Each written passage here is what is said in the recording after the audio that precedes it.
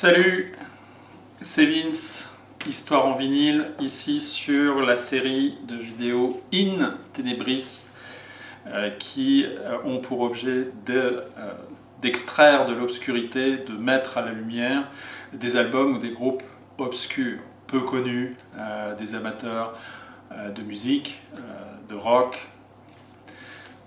Deuxième vidéo, ici je vais la consacrer effectivement à un album et à un artiste qui a réalisé plusieurs disques, mais dont le premier est assez emblématique, assez peu connu, parce qu'il pourrait très bien faire partie de la discographie des Mothers of Invention. Parce que les Mothers et Frank Zappa jouent sur cet album, et Frank Zappa l'a produit, l'a arrangé, et a contribué bien sûr au montage, au bruitage qui sont présents sur cet album. Alors quel est cet album?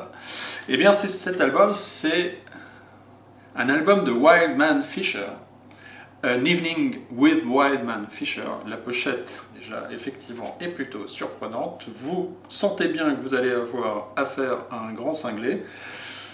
Ce Wildman Fisher,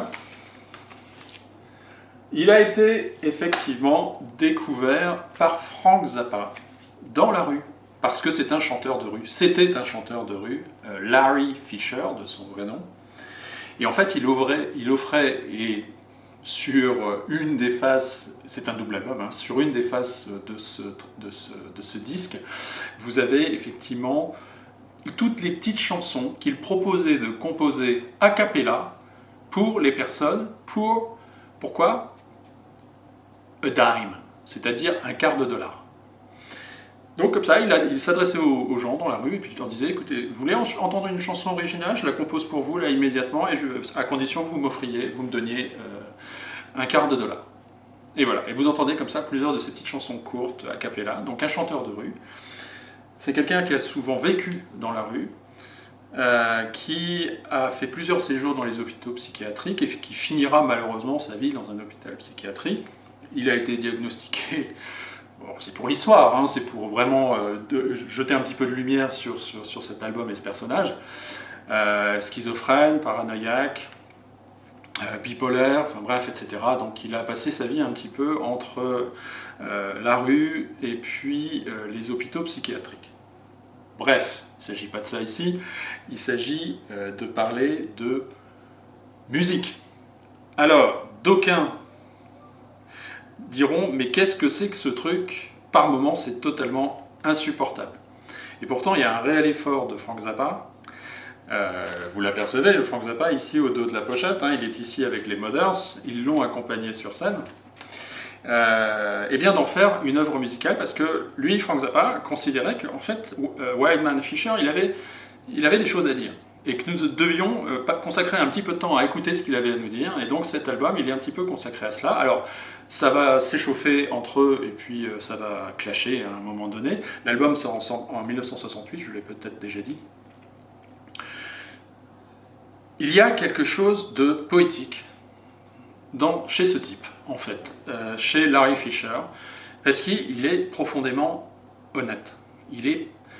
Tout ce qu'il dit, il le dit en sincérité.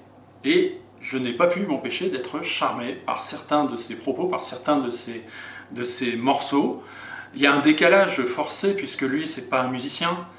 À un moment donné, il plaisante, justement, il a pris une guitare, il sait bien que Frank Zappa lui apprendra jamais à jouer la guitare parce qu'il n'a pas le temps, c'est ce qu'il lui dit.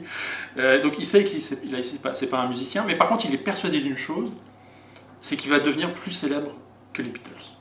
Il en est persuadé, mais cela s'entend dans sa voix. Il en est persuadé. Bon, ça parle un petit peu de personnage. Il y a Kim Fowley aussi, qui est sur l'album. C'est d'ailleurs un des meilleurs morceaux de l'album, avec Kim Fowley, qui décrit un petit peu ce qu'est le Wildman Fisher. Bref, les chansons, dont le fameux titre Merry Go Round de Wildman Fisher, sont accompagnées le plus souvent de bruitage, à l'exception de la deuxième phase où, je vous l'ai dit, vous avez à la suite les uns des autres, vous avez peut-être une petite dizaine de chansons a cappella comme ça, qui sont celles que Wildman Fisher chantait pour tout un chacun dans la rue. Il y a un film qui lui a été consacré et qui est sorti en 2005, que vous pouvez aller voir sur YouTube, consacré à Wildman Fisher, qui s'appelle Derailroaded. C'est un petit peu mouthful, comme disent les Anglais, mais si vous allez taper Wildman Fisher sur YouTube, vous allez trouver. Vous allez trouver cette vidéo qui lui est consacrée. Et vous verrez qu'il a participé en particulier à la création d'un label fameux, que j'ai déjà évoqué dans une des vidéos, qui est le label Rhino Records. Et il a fait la chanson titre, qui invitait les gens justement à aller chez Rhino Records. Et puis il a enregistré plusieurs albums par le biais justement des fondateurs de Rhino Records.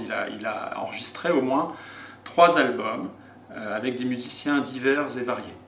Voilà.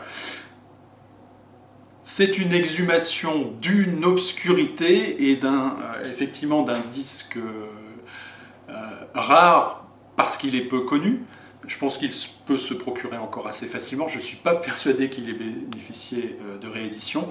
Il est paru à l'origine sur le label de Frank Zappa, Straight Records. Je lui trouve beaucoup de charme. Certains d'entre vous, ça va vous casser les oreilles assez rapidement. C'était pas l'objet de vous convaincre de la qualité de l'album, c'est simplement d'exhumer effectivement cette étrangeté. Wildman Fisher. Allez, salut, Vince. It's me, cares about you. À bientôt.